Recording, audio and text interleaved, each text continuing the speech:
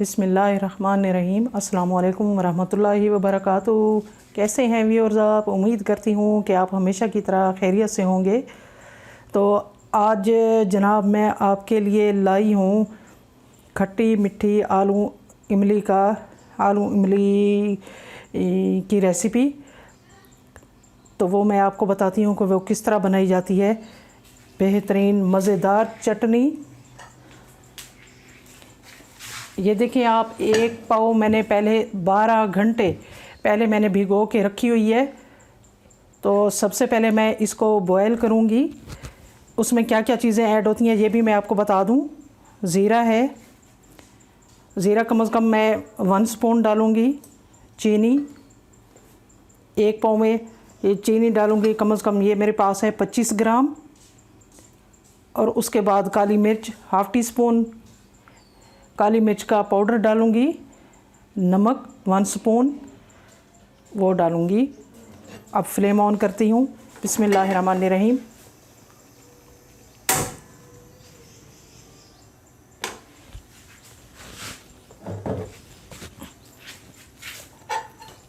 बिस्मिल्लाहिर्रहमानिर्रहीम।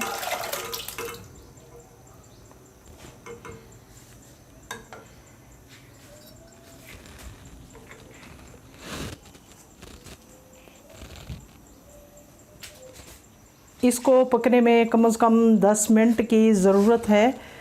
10 मिनट इसको पकने में लगेंगे। वो आप पे डिपेंड करता है कि आप इसको गाढ़ा रखें या पतला रखें, वो आपकी पसंद पे ही है। तो मैं तो इंशाल्लाह इसको तकरीबन दरमियाना मीडियम सा रखूँगी, ना ज़्यादा थिक होगा ना पतला होगा।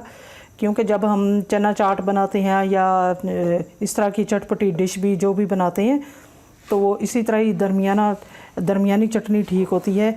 इसको फ्रिज में सेव करने के लिए एक और चीज़ है कि उसमें ना सिरका 2 स्पून वो सिरका डाल सकते हैं ताकि उसमें फफूंदी ना लगे, और फफूंदी नहीं लगती। अब ये देखें उबाल आना शुरू हो गया है।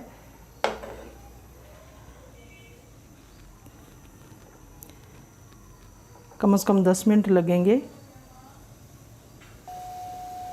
चीनी डाल रही हूँ। बिस्मिल्लाहिर्रहमानिर्रहीम। अब इसमें नमक डालूँगी।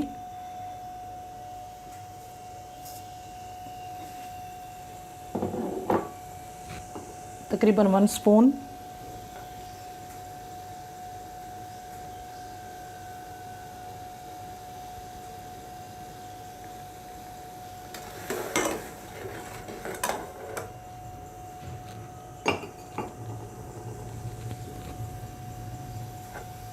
काली मिर्च का पाउडर,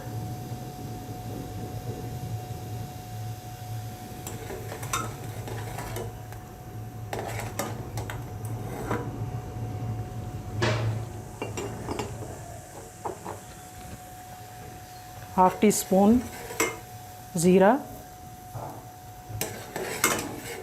अब इसको पकने के लिए मैं रखती हूँ। 10 मिनट के बाद इंशाल्लाह देखते हैं क्या हालात होते हैं। ये देखें, ये तकरीबन पककर तैयार हो चुकी है। इसको मैंने दरमियाना रखा, ना ज़्यादा ये इसको थिक रखा है और ना ज़्यादा पतला, ताकि ये सही रहे। चने चाट में इस तरह ही सही रहती है। वैसे अपनी मर्ज़ी पे डिपेंड करता है, आप जिस तरह पसंद करें